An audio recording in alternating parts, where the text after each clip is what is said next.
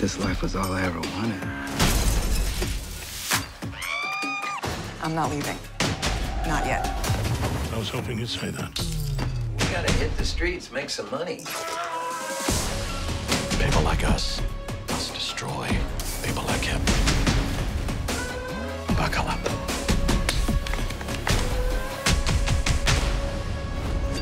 Get Showtime free at Showtime.com.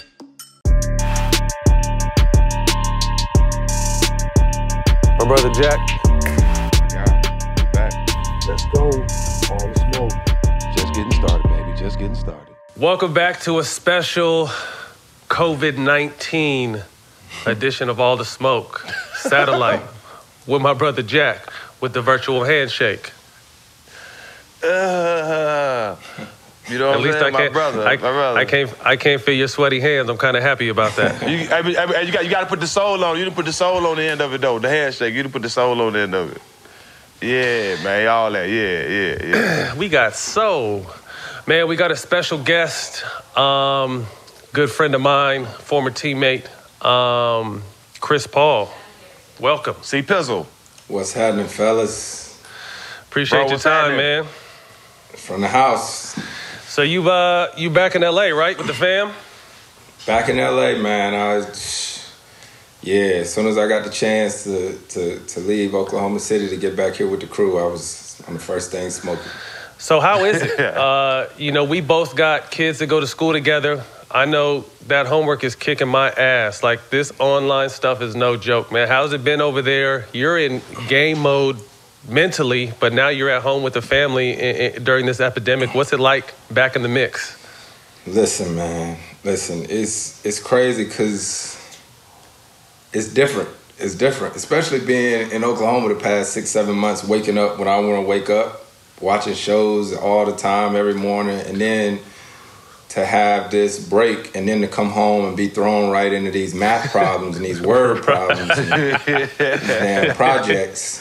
Because Chris, the boys too, they had to work on that project or whatever, right? Where they had to write a story, commercial, all that. Yeah, write the story. Instead of writing paragraphs, little Chris trying to make the picture big just so he can put like 2 sentences. Less words. Hey, you was telling us a story off camera about how you was working them out the other day. Talk to us about that. Listen, man. And you know Johnny, like when I'm gone, Johnny usually dribble too much. Shout out dribble too much.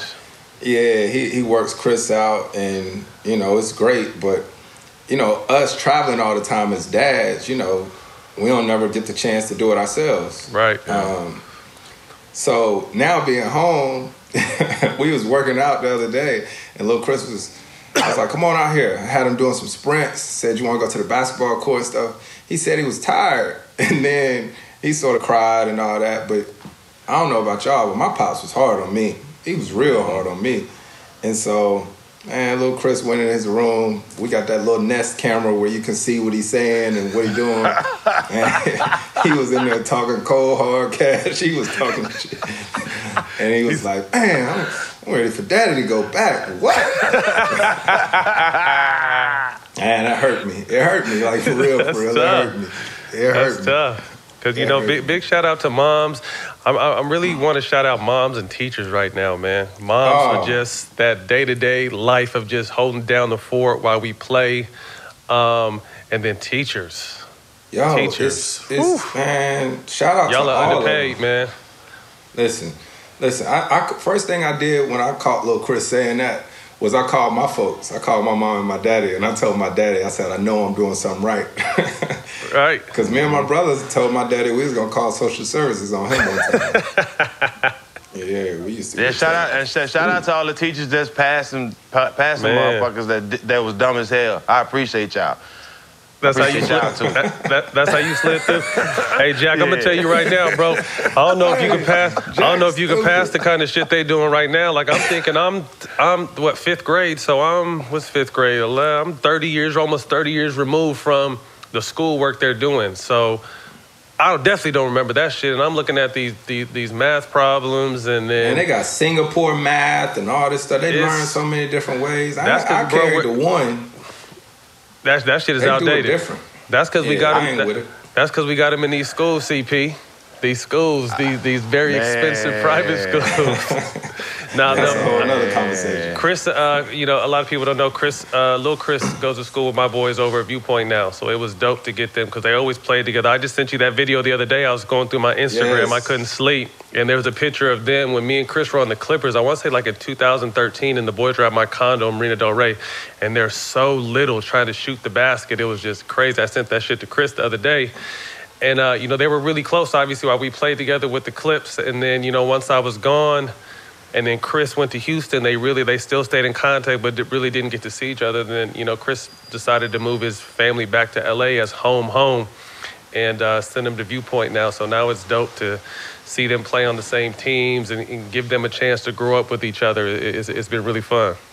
It's so dope. And you know what's crazy about it is that before Chris was at school with the twins, he was at school with Cameron, with Stack's son. And that was his right-hand man. That was his right-hand man when they was at Buckley. And now it's crazy because when I started having kids, I wanted to have 3. I originally wanted 3. I wanted to have 2 boys because I'm one of 2 boys and a girl. And the fact that I only got 2, Carter and Isaiah are the brothers that Chris never had. They love it. Man. That's dope. What? Them dudes are stuck on FaceTime constantly all throughout. I'm just like, you just talk to little Chris. TikTok all day, man, all the little dances, telling it, you know, we got 500 likes. I think if we do this time, the likes will go up. Like they're over here strategizing about their TikTok. The shit, I just got to sit back and laugh because they're fucking around looking at their phone while they're playing video games and talking to little Chris and then playing video games and then they stop the video game and do a whole TikTok dance, go back to the shit is... It's crazy. So like our thing is, so for Viewpoint, they're supposed to be in school from like 9 to 3. Like, so it's like a real ass day. And it would trip me out. No, it is. What they would trip me out is like well, Dad, we're supposed to take a break. This is normally our 15-minute break. So this is when we got to take a break. I'm like, nah, you got to keep your let's do this motherfucking work. No, Dad, this is our break.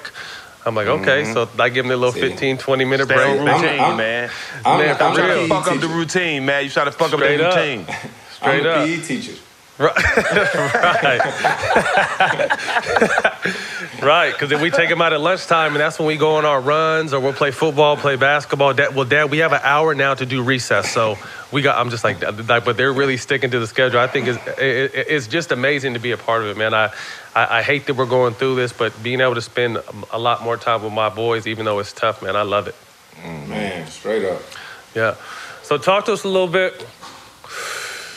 What is the state, you being obviously the president of the players for the NBA, where do we stand with what the hell is going on right now? Man, you know what's crazy is it's so much uncertainty and for everybody. And I don't know, it's weird. It's weird because a lot of times there's a lot of stuff going on within the league or whatever, a lot of moving parts, and somebody got the answers, right? You just got to try to figure out who got them, You know, think about like when we get texts or all that stuff like that. We like, man, somebody know if we're gonna get suspended. Somebody know the answers. But in this situation, nobody knows. Like it's crazy. I was talking to Adam the other day, and I mean, like for real. Shout out to Adam and the fact that he actually communicates with us. You know what I mean? I like Adam Silver, man. Yeah, and trying to figure out what's right, but. Just there's no answers right now. Everybody just basically got to wait and see, how this thing plays out. And obviously, at the end of the day, we all like miss hooping. Oh my goodness! Yeah. Like this Jordan documentary. Oh yeah, it's much needed. What? But it's still 19 days away. Yeah, man. We ain't got nothing but time. I don't think we all realize how much we appreciate the game or appreciate all the little things, you know what I mean? It's crazy something like this have to happen, right? Right. But it make you like, when somebody hits you and say, yo, you want to go have drinks? And, niggas be like, nah, I'm going to chill tonight. Watch what happen next time. Right. They going to be out. Once we get clear, take the... But right now, with who, we just really don't know, man. You talking to any of the guys, keeping up, seeing what they're doing? What are you kind of doing as far as communication with players still? Man, as far as my teammates, we got a group chat or whatnot. We all FaceTime the other day just to see what everybody had going on. Man, I talked to Kyle Lowry yesterday, talked to Rudy Gay, talked to Braun, Melo. I mean, I've been talking to all different guys. And then the cool thing, too, is our executive committee now, right? It's a great mix of guys. It's C.J. McCollum, Andre Iguodala, Jaylen Brown, Anthony Tolliver, all these guys. We all just trying to figure out the possibilities because, you know, it's paychecks. It's all this different type of stuff. It's so much stuff that goes into trying to make these decisions. And I don't know, it's like working out. That's something I think we all take for granted. Yep, Kyrie too. Kyrie. Yeah. Kyrie new on the board, man, which is so dope. So I actually talked to Kyrie for a while the other day, probably like 2-3 days ago.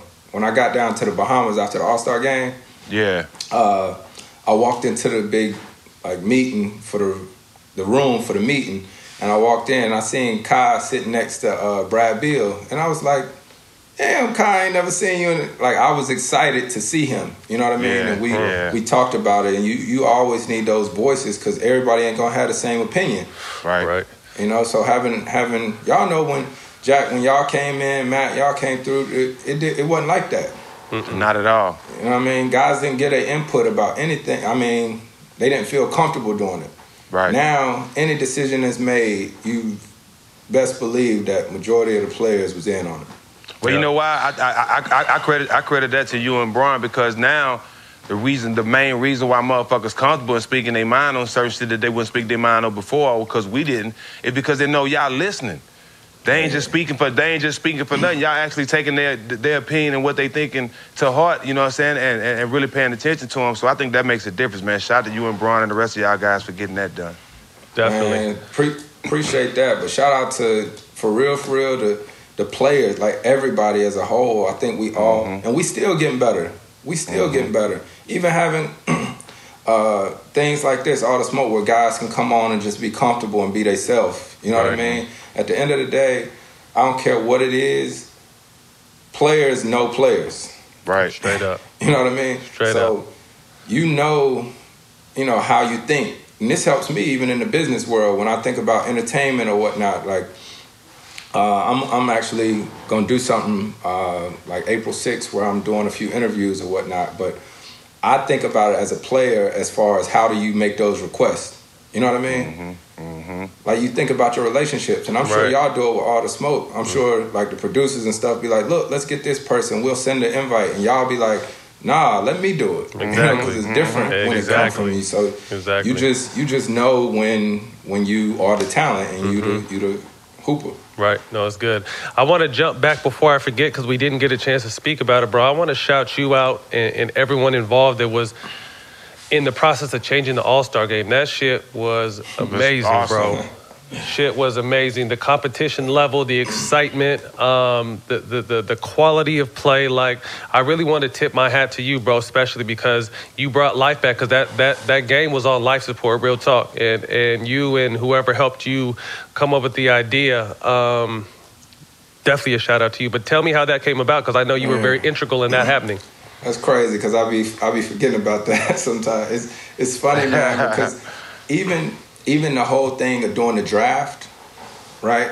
How you draft now, right? As far as the All-Star game, me, Michelle Roberts, and Adam and their team, we actually came up with that idea too. And the reasoning behind that was like I've been blessed to play in all these All-Star games, but I felt like I was playing with the same guys year in and year out. All the time, right? Yeah, so I was. And I'm always looking at it from a fan perspective. So the funniest thing is that I actually sort of came up with that idea, but I had never made an All-Star game to play in it.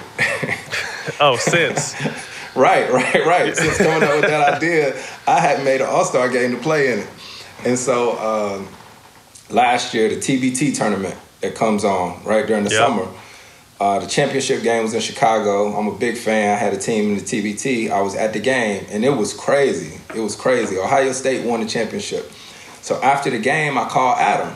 Well, I think before the game, I called Adam, and I was like, Adam, you should watch this game. Watch the TBT. I think we should try to introduce it into the All-Star game. Adam watched it. We talked about it, for a while. And then, when we unfortunately lost our brother Kobe or whatnot, me and Adam talked again about how to sort of switch it up a little bit to honor Kobe at the same time. And then what was even better was that I finally made the All-Star game, right? Right, the stars Which I didn't know aligned. that was gonna happen.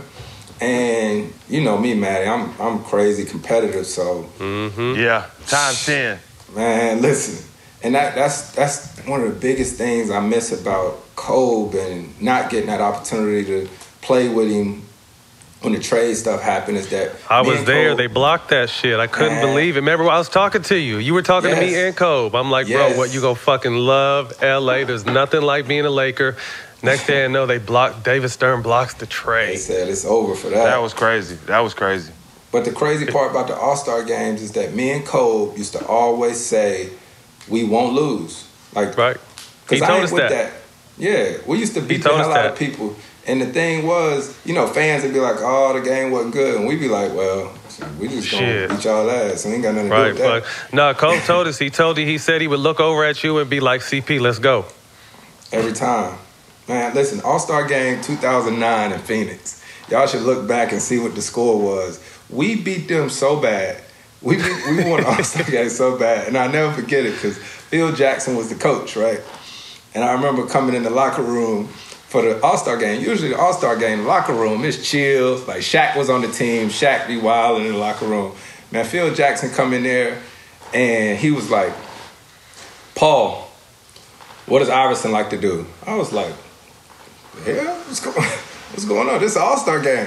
Phil Jackson, he coached that game. We went out there and we sort of played almost like it was man-to-man, but if somebody had the ball on the right wing, he was shit. Like Pau Gasol had to come over to the elbow. So it looked like a zone, right? Somebody researched, figure out what the score was. Because Braun and D-Wade them was so mad during the game. They was like, y'all just gonna play a zone? We wore them out. That's what's up. Nah, man, shout out to Kobe. But no, tell us, just tell us about how it finally came about, like I said, and just how you guys felt as players out there. Because like I said, you got that fourth quarter was unbelievable. Tell me what that was like. So, first and foremost, Giannis, you know, he got that mentality too. And you know, All-Star games, this is what's tricky too. In an All-Star game, when somebody drive down the lane to dunk, everybody usually do what? Get out the way. Move out the way, right? Because don't nobody want to get hurt. Don't nobody want to do nothing. So Giannis was smart. He just kept driving. Everybody move out the way. So I told us in the huddle, I said, oh, hell nah. That ain't going to work. That ain't going to work because he know he can just score every time if everybody going to move. And so, I mean, all game long, you know what I mean? Like J Kidd, them was over there and all that because them was our assistant coaches. And I was like, yeah, we got to go. Because the way it was set up, too, if somebody gets a lead too big, then you in trouble in the fourth quarter. Mm-hmm. Man, and the dopest part, too, and I shout out to Coach Vogel for letting me play, is that usually to end the game, the starters usually in the game. Kept you in there. You had such a big effect. To me, you were definitely in the All-Star, the MVP conversation. You had a hell of a game. Man, but you know what I told Coach Vogel before And the he game? dunked. This motherfucker got to dunk. Easy. Yeah, come on. Keep that low, Stat. Keep that low. Hey, look, though. This is what I told Coach Vogel before the game, but people probably don't even realize. I told him in the locker room, I said, listen, Coach, I said, I ain't one of them dudes that be like, I don't want to play and save me for the second half of the season. I want to hoop. I told him that. I said, don't be treating me like the old guy over here that just want to rest. Even though you old as fuck, but go ahead. Hey, you only as old as the... That's mental. That's all mental. Hey, listen. I told him that, and so appreciate him for respecting that, because that's dope. Not losing. Nah. That's out. Nah, you guys brought it back, and we appreciate it. We were there. Hey, Matt, but a lot of people didn't see CP in the summer before the season started, though. Talk to them about it. Catching lobs, you was throwing it off the back, all kind of stuff in your workout. So I know it's still in the tank, but you ain't fooling me at all. Man, but he changed his diet too. Talk to him about that, Chris, because he was proud. He told me, like, bro, you got to check this documentary out. I'm doing this now. I'm doing that now. Catfish and pork rinds. Stop eating like a nigga. That's it. it. I can't help it. I can't help it. Y'all know who the first one to let me know that I done changed? My grandma. Oh, my goodness. Yes, sir. When I go home with my grandma, can't touch that fat back no more. Send it my way. Hey, grandma used to travel to see me with chitlins. Ooh. Them things are shut down the whole neighborhood. One house can cook them, and they'll fuck up the whole neighborhood. You gotta find somebody that can clean them, Stack. You gotta find somebody that can clean them.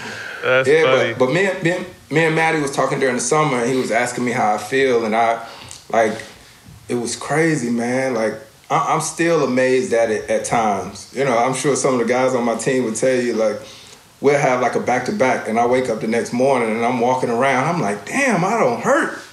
Like, this is crazy. I don't hurt. Like, some of my best games this year was on the second night of the back-to-back. So, like I told Maddie, I think that's, you know, obviously my diet and my trainers.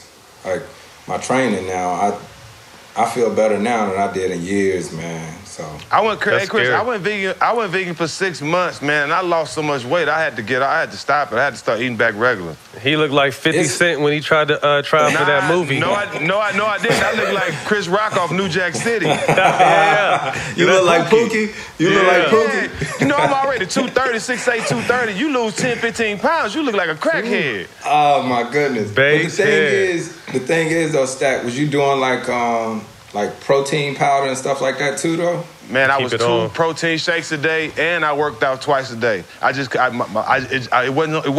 couldn't stay on me the same. You know, you was on a crazy workout. Food. That's when you was in the gym. You was getting big though. But look though. I say this about both of y'all. Really, like y'all done gave me my props, and I appreciate it. But I love this about both of y'all, right? And this is what I always paid attention to, even being a younger guy, playing with G Hill, playing with Chauncey or something like that. Mm-hmm. Like, y'all know a lot of times when guys get done playing, you put on weight.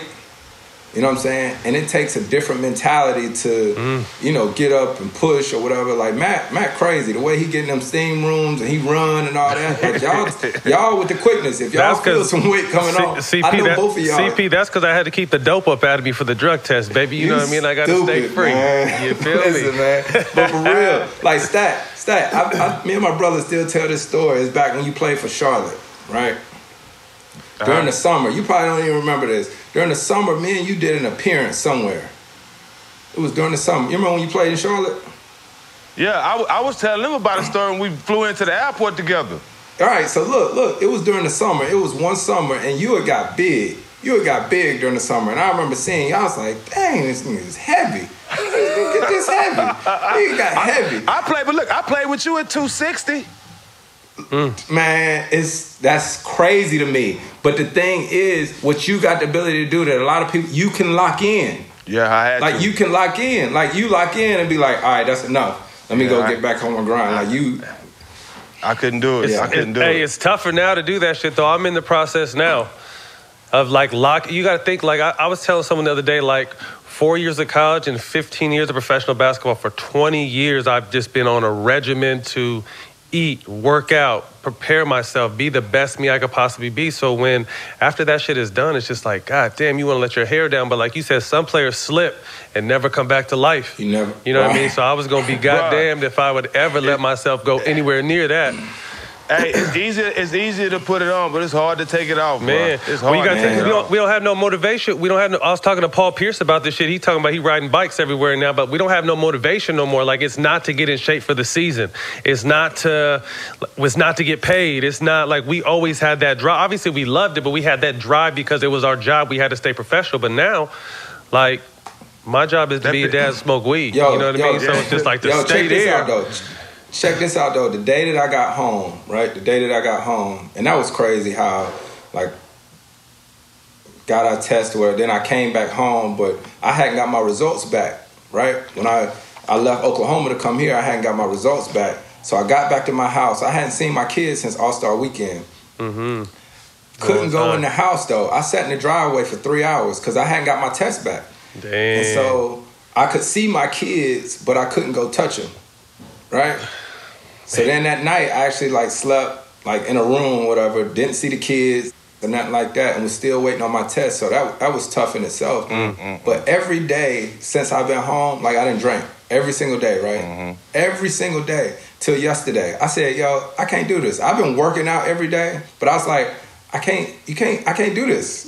You know what I mean? Because if you just start eating and drinking every day, you gonna look nasty. Yeah, I'm for real. Like when you start to think about it, you know what I'm saying? Like, the big three motivated me a little bit. That's what kept me going. That big three shit motivated me. Man, you know what? I still talk about you to this day, and it's a guy in the NBA that do that. I got to figure out who it is, but you ought to, Jack, you ought to ask my teammates how much they hear me talk about you, because Stack Jack was one of the most disrespectful offensive players I ever seen in my life. And you want to know why? Let me tell you why. It's because I try to tell guys, I don't go for pump fakes. I don't believe in going for pump fakes. So if a guy's in a corner three, I'm just telling all my right here, but who cares, whatever. I run at him, act like I'm going to jump, and then I stay down, right? Because, you know, a lot of guys want to pump fake and just go by you. So I don't jump. Stat Jack, you will close out on him and be right here, and he still just go up. Nice and slow. And shoot. And just shoot it anyway, right? That's disrespectful. I don't like that because I'm here. Right. I got a slow shot. I got a slow shot. I mean, like, I'm here, my nigga. You're not supposed to shoot. Oh man. Because if you make this, if you make this, my coach gonna ask me why I didn't run you off the line. That's the same shit. Remember, Paul Pierce said the same shit about you. He's all in your face. That motherfucker just nice and slow. And but Maddie, Jack here. was cold-blooded. Yeah, it don't matter. But it don't matter because in his mind, before he got the ball, he was already gonna shoot it. And before you closed out, that shit was right. Like he was premeditated. I with this nigga, so I'm already telling you what he's thinking. So that's why I said defense don't matter. Premeditated. Come on, man. He get charged for some shit like that. He get charged for shit like that. Man, let's talk about a little. These interviews are tricky because I want to have fun and give the fans some shit, but I don't want to give them too much because we need you in the studio for like real life depth. Right, you know what I mean? So we gonna breeze over a couple more things, but like there's so much dope shit we got to talk about. So you definitely got to come fuck with us when this is over. No question. Yeah. Talk to us about Oklahoma City. You know, when you went there, you and I talked, you know, and I thought I had a great feeling. I was like, bro, you're going to go there and kill. Like, you're going to be, because it really pissed me off when you were in Houston and they said you was washed. Oh, CP can't do that. I was like, nah, motherfucker. Yeah, right. He was just playing in a tough situation. You know what I mean? It was tough. But I had like known and could look at you and still when you had flashes and you was averaging 20 when you wasn't on the court with James, I was like, shit, let CP get this young team. It's going to be a wrap. And we just talked about that though, Matt. We just talked about it. I said CP is still the smartest point guard in the game. Come on, Anywhere he gonna make a team better. We just talked about this. Yeah, and he's on that only eating grass and nuts diet. So that motherfucker feeling extra I knew he was gonna say this. It flew that motherfucker over here eating like a bird. So CP is out there dunking in the All-Star game, getting to his spots, hitting game winners. Hey, got the most clutch time points during the season. I saw some little ESPN stats. Shout out ESPN because they pay me. That means we play a lot of close games. That's what that means. We play a lot of close games. But dog, going to Oklahoma. So this was real crazy. First of all, I'm 34. I'll be 35 next month. I got a 19-year-old on my team, right? I got Baisley, Darius Baisley, my young fella. Love him to death, man. But it's crazy how many of my teammates didn't realize that I lived in Oklahoma before. Because when I got drafted in 2005, Katrina hit. Yeah, Katrina, yeah. And I played my first 2 years in Oklahoma. So I won Rookie of the Year in Oklahoma.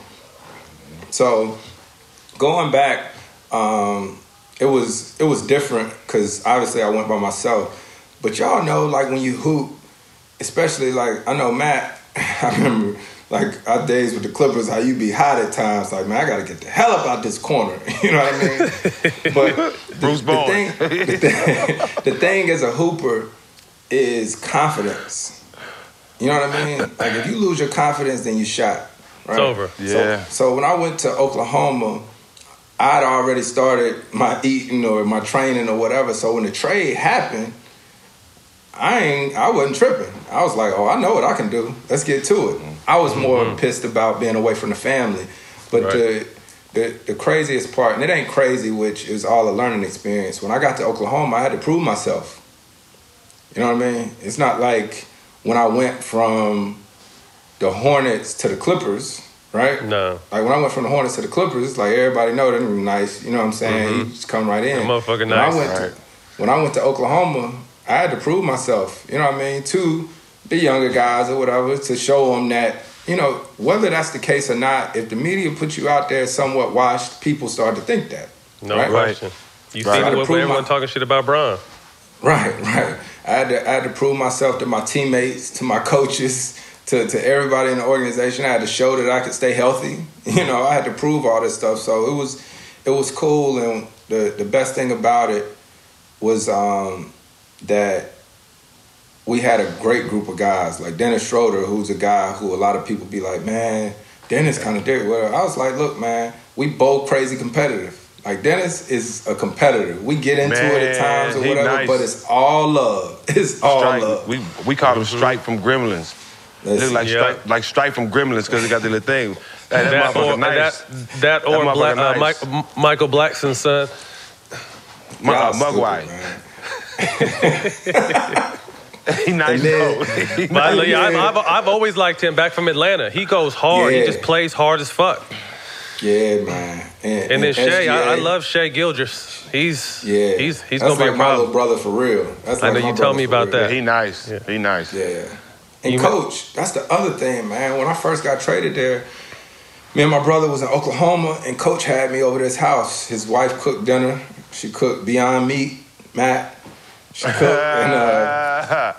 and we was over there, and we just talked. And I told Coach, and you know what it's like, Matt, when you come like as a man and not as like a kid. It's like, look, Coach, good, bad, or indifferent. Let's talk. Let's communicate. You know, let me know what you need from me, and vice versa. And Billy been great with that. That's what's up. Tell me what you see. I know Doc Rivers was really high on Shea. Him learning from one of the best point guards ever in yourself. Tell me what it's like a little bit about kind of being like you're the OG now, like the real OG, 34 years old, but you're just coming off an all-star game. You've completely, I think, shocked the league, probably the most surprising team in the league to think you guys have the same record as the Rockets. What is it like, and what's that environment like around the team? Man, it's real dope in that. Excuse me. Like we got a team group chat, guys talk and all this different type stuff. Some guys be together here and there, but when we all get together, it's nothing like it. We have so much fun. Everybody love to learn and compete, but we still got somewhat of a young team, so I'm constantly in their ear, you know what I mean, always talking, and I was messing with Baisley. Might have been the night that the whole situation happened with the COVID thing, but I was like, look, man, I done played for some coaches that you just feel like they talking all the time, but when you're away from them, you realize that, you know, it made sense. You know what I mean? You start hearing it over and over. So, like, Darius Baisley starts saying some of the stuff that I say all the time, like stay down, or something that I always say is bad teams find a way to lose, right? So hearing him say all those comments just, you know, let me know that I am doing something right, even though sometimes it's probably a lot for them that 8-10 years from now when they still in the league, they're going to remember that. Hey, let me ask you a question about Steven Adams. I'm a big fan of Steven Adams, bro. Love him. He one of those big guys that I really feel that could have played in every era. You know, he can catch, he can finish, he's tough, he don't back down to here, and he's a solid, true definition of a big man. Give me what's your thoughts on him? Man, first and foremost, Steven Adams is like the nicest, most polite person you'll ever meet. Dude. Yeah, I can tell. Right, like you see him, he told us, "Hey, mate. Hey, mate. Everything is mate." Yeah. He was in Vegas with me and DJ for DeAndre Jordan's birthday party, and I was surprised as fuck. I'm meeting this big ass motherfucker, strong as an ox. Hey, mate. Everything's so polite, cool, mild mannered, cool ass dude. You ought to see him, especially like if a ref do something, like referee make him mad here or there, he'll run up to the ref and people probably be like, oh, but he literally just go ask him, what did I do, mate? Like, he really asking a question. Cool ass dude. He's solid though. Very routine, which is dope, man. I love it. Like, he's big on body movements or whatnot and all that. And just a consummate teammate. He's just gonna do whatever the team need him to do. He gonna set a screen. He don't care about nobody's rebound. He don't care about nobody's points. The man is just a great dude, man, and so funny too. Like he probably one of the funniest ones in our team group chat. Yeah. So, Lob City, you coming from Lob City. Supposed to go to the Lakers. That gets blocked. Unbelievable. But then you still come to LA and you go to the Clippers with the young up-and-coming Blake Griffin, and you guys take LA by storm. How'd that feel? Oh, that was so crazy. It was so crazy, especially now that you can look back on it and reflect. I think about all the dope teammates I got to play with. But that Lob City, man, like when people tweet that and I see it on my Twitter and I see these dunks and, I mean, y'all lived it. Y'all saw it. Like, I remember that first year. You know how teams had walkthroughs? Like, or shoot around? Yeah. Like, we'd be in shoot around and just walking. And you remember, man, like, somebody just throw the, like, you'll pass the ball to Blake, and he could just throw it back up top. You don't necessarily have to finish it. He'll just throw it up in the air, and then DJ, boom! It was stupid. People don't understand it. Those two, bro. Stupid. Nothing like it. And then when we had, even my first year when I had I had Eric Bledsoe. You know what I mean? And that was just, I talked to Darren Collison yesterday. That's random. Shout out Black. Shout out to DC, man. He might have been the funniest one we had, man. Yeah, he was classic. Man, you stupid. I called him 12-15. Hey, but people understand, like I say, like, we were one of the best teams never to win a fucking championship, man. We had so much talent, bro. You bled Darren Collison, Jamal Crawford, J.J. Redick, Karan Butler, Lamar Odom, me. Crazy, dog. Who else? Turioff, Ryan Hollins, Stack Jack fuck with us for a minute. Like, hey, you remember what DC used to say all the time? Chris broke his hand. That's why they cut me, because Chris broke his hand. And Cam was like, yeah, we know we got you for on the 10-day, and we was gonna continue it for the rest of the season tomorrow. But Chris broke his hand. We got to bring another point guard in. Man, you came in and we was getting at it too. We was straight up. We was getting at it too. I loved it. I was so excited. I was like, oh, they fucked up and let us get stacked. Y'all remember Nate Robinson was on our team too for a little while. Yeah. Man, Nate, shout out Nate. Oh, my bad. My fault. Jada just walked in. Hey, Jada. Everybody say hey. What's up, Jada? Little Chris, little bad. Go on somewhere, son. But look, though. Matt, you remember what DC used to say all the time? He think he can't be touched. Hey, DC, man, I genuinely, I don't know, man, when DC was thinking about making that comeback, you remember when the teams was thinking about getting it? He nice, I sent DC a long text message, man, and just told him whatever decision he made, I was with him, man, because I love him and I miss watching him play. Because people forget, too, that DC was my rookie in New Orleans. In New Orleans, He was solid, dog. He was my rookie in New Orleans, so, man, shout out to DC. I played with him, I got a chance to play with him twice. I'll take that motherfucker to war any day. Yes, Where else sir. you from DC at? Sacramento and Clippers. Oh, dang, yeah. With Boogie before I went to Golden State. Yeah. But yeah, talk a little bit more. Like we won't have to go too far in depth. But I tell people, I think like we were one of the best teams never to win it. You got there and took the city by storm. Playing with DeAndre and Blake, like you gave a little story, but people don't understand. Like Blake was an animal, but DeAndre was taller and jumped just like Blake. Exactly. And strong as fuck. Strong as DJ, strong as the motherfucker, boy. You know what's crazy, he be eating them plants and leaves too, like you though. Y'all on that weird shit. Big fella, man. I still talk to Big Fella about every day. Yep. For real. DJ, I still talk to DJ about every day. Shout out DeAndre. No, we still in our group chat, so that's my dog. DJ. That's my little bro. So what's crazy about it is that when I got to Houston, Clint Capella, right, great dude. Clint Capella was like, CP, why you don't throw lobs as much to me? You know what I mean? Because I was doing a lot of bounce passes to Clint Capella because sort of the way our offense was set up, I'm not 6'5", 6'6" like James, so I couldn't throw it over to the defense, so I was bouncing it to him. And I tried to explain to him one day, like, listen, man, when I threw the lob to DJ, all I had to do was keep it in the arena. Straight up. It ain't have to be no accuracy. Man, it ain't have to be no accuracy, no nothing. Just man, what?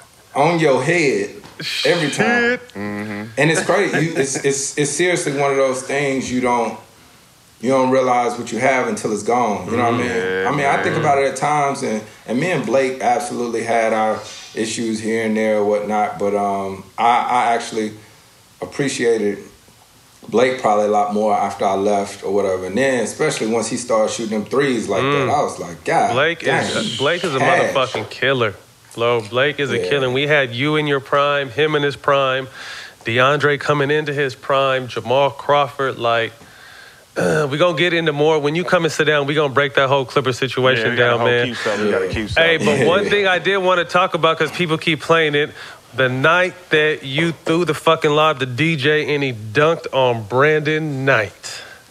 Probably one of the most disrespectful dunks in the history of the game. I'm surprised they gave y'all bail. Y'all should still be in jail for that. Yo. B Knight, my man, too now, man. Murder. Me and Brandon Knight got a chance to play together in Houston. So that's cool my dude. man now, dog. Cool dude.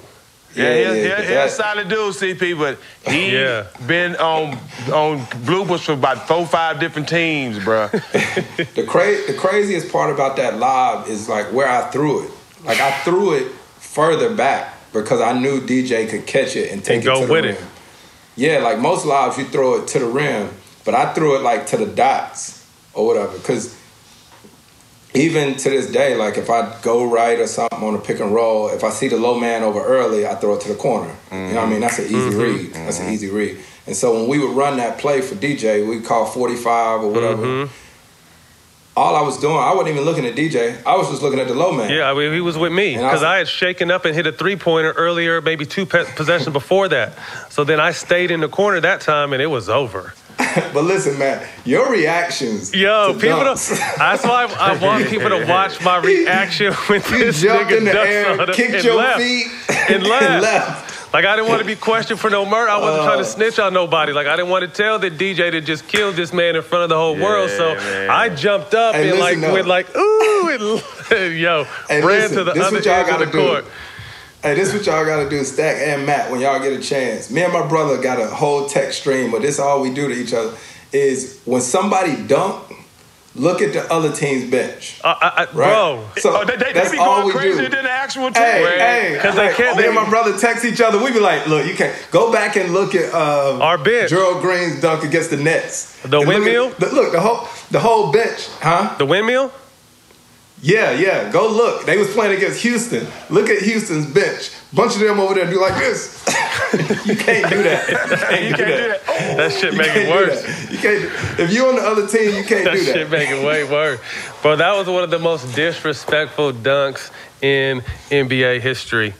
All right, man, we're going to end with this. I want you to, we got this quarantine challenge. So I want you to answer these questions. It's not crazy stuff. I want you to answer these questions. What the hell is mine on the scene. Quarantine 19. All right. Questions are, what has been your favorite All the Smoke episode, CP?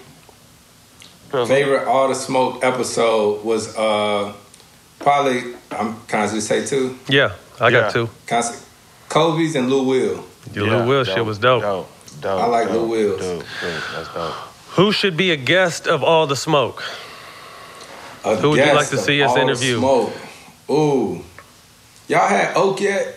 Charles Oakley? Nah, we need to get him. Y'all should get Uncle Oak, man, because I think Oak got some of the realest stories or whatever. And he can cook for us on set. And he can cook for us. You know, he got his own cooking stuff going on. He cooked and do all that. And I sort of got like a little screening of that MJ doc, whatever. I done seen something like you should get Oak on here. Oak was a killer. No, we gonna definitely go try to give us a good call. We tried before.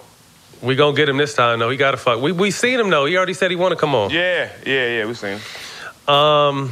Most underrated player in the NBA. Most underrated player in the NBA. Dang, hold on. I be having a whole bunch of guys on my mind when the game is going. Dang, hold on. Let me see. Underrated. It's a lot. Yeah, I know. It's a whole lot of them. One of them is, I think, Dennis, to tell you the truth. Schroeder. I like Schroeder, good yeah. call. Good call. I for sure think Dennis is. And it's crazy because, like, I always knew he was good, even when I played against him. But he's so much better even now. And I think his confidence is up. So, you know, somebody get better and their confidence up. Yeah, here come a He's problem. tough. But there's guy, I mean, the Bradley Beal, C.J. McCollum, Drew Holiday. There's a lot of them out there, man. There's a lot of Lou Williams, a lot of underrated, underappreciated guys that are killers. But some of them guys you just named is underrated to people who don't know who. Right. Right. Like, when I strap up against Drew, look, we got to get to it. Come with it. No question. Both ends. Time it is. Both ends. Right. Player in the NBA with the most swag besides yourself. Oh, man. Yeah, you been wearing some nice peacoats lately, man, to match the shoes and the shirt and all that. Oh, And I well, you know, asked CP come with it. I asked him in Chicago where he getting the shit from, and guess what he told me? He don't even know. Oh, it come off the rack. Hey, listen. He's an all the rack Relax, size type I know he motherfucker. That's why lying, bro, CP can wear anything. But he lying because I know he had the shirt matched the jacket, the inside Oh, of the shit was jacket. cold. And the shoes matched. Man, whatever. This right here, shout out to Hebrew. There you go. Shout out to Hebrew Brantley right here, Fly Boy. There you go. Fly boy. Y'all know that. Fly Boy. Fly boy. Man, you know what, Shay, He young be fellow coming on my with, team. he Shay, definitely stylish. Shay got some nice style. Anything you're currently binge watching? Dang. Oh, this a whole nother episode. I hope y'all done seen Tiger King. Man, we what?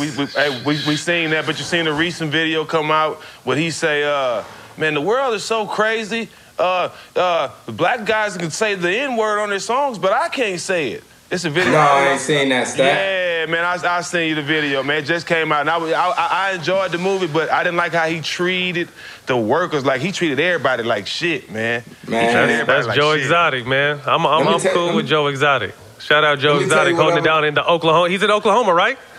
Yo, so look, check this out. So go visit him. Put something on his book, CP. You know the sheriff? Joe Exotic. You know the sheriff that's in there that be talking? Yep. He worked for the team. Oh, does he really? Oh, so you got the inside scoop. Hey, Carol killed her husband and fed that nigga to the lions. Straight up. Yeah, she did. No question. Tony the Tiger said he was great. Ate the shit out that nigga, dog. Ate the shit out that nigga, man. Hey, that's crazy. Get stack off my phone, man. Get stack off my phone. I'm not playing with you, dog. Hey, next, what's your favorite quarantine snack? Man, my favorite quarantine snack, these barbecue chips, man. There's some like chips in there that Jada got. They ain't nothing but the devil. He said ain't nothing but the devil. They ain't nothing but the devil. Who they buy, CP? Not the voodoo chips, huh? The voodoo chips. Hey, the voodoo chips. Oh, the voodoo chips. Crack. Oh, wow! shit. Oh my God! Them shits is incredible. Nah, that ain't that. I'm trying to get to some strawberries though and some grapes. Tell you, man, I gotta get back to work. Okay, hey, so this is a hypothetical, figuring that both of you hypothetically would smoke. If you smoked cannabis in your off time, who would you like to smoke with that's an NBA player? Have a session. Former, with, yeah. present, coach, anybody. You said former who? It could be a former player, current player, a coach, a trainer, anybody, a ball boy like Matthias, like. Oh, Theezy. Oh, my man, Theezy. Shout out Matthias. Shout out Theezy. Who would it be? Oh, probably Snoop. That's everybody's first choice, damn. Y'all done did that already. Y'all probably did that already. A million times. It's still great every time, though. So it's never watered down. A new experience every time. Just because he is who he is, you know what I mean? Right, the godfather of it. Favorite retro jersey growing up? Or current? Favorite retro jersey when I was growing up. I got a CP3 signed New Orleans jersey in here. The throwback? Talk to him. Retro jersey. You know which one was the cold one? Was the Alex English, the Denver Nuggets throwback. That shit was tough. Yeah, that one was with dope. all the colors on it. With the colors on it. Come on, man. Yeah, that was dope. Artist on repeat right now. Shit. Lil Baby, Roddy Ricch. Okay. Probably Roddy. Tough. Last but today, Uh-huh. But today, I'm gonna tell you this for sure. Today, ain't nothing in my house or outside my house but Nip. You already know. Rest in peace, my brother. Rest in peace. Rest in peace, Nip. Hey, man, well, that's a wrap. Special episode, that's a wrap. Special episode, COVID-19. he put quarantine and COVID together. All right. I was thinking about food. But that's a wrap, man. Special edition coming to you live from, nope, we not live. That's a wrap. Want to thank my brother Chris Paul for his time on this special COVID-19. I'm trying to think. I'm not. You know what I mean? I got to be on the fly. I'm with a different outro now. Oh my goodness. Here we go. That's a wrap. Want to thank Chris Paul for joining us today with a little bit of his time. We appreciate you. Thank you, man. Like I said, we don't want to get too deep because we got some stories we got to get into when we have you in studio, man. But best of luck to you. Stay safe, you and your family. We love you, man, and we're looking forward to Appreciate you. getting the season back going. Man. So thanks for your time, bro. Fellas. Always. Jack. Yes, sir. Y'all dapping up. Yeah. Chris, appreciate you, man. Tell the family what up. No doubt, fellas. Appreciate it. All right, that's a wrap.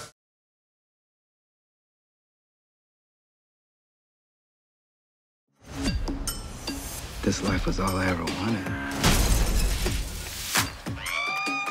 I'm not leaving. Not yet. I was hoping you'd say that. We gotta hit the streets, make some money. People like us must destroy people like him. Buckle up.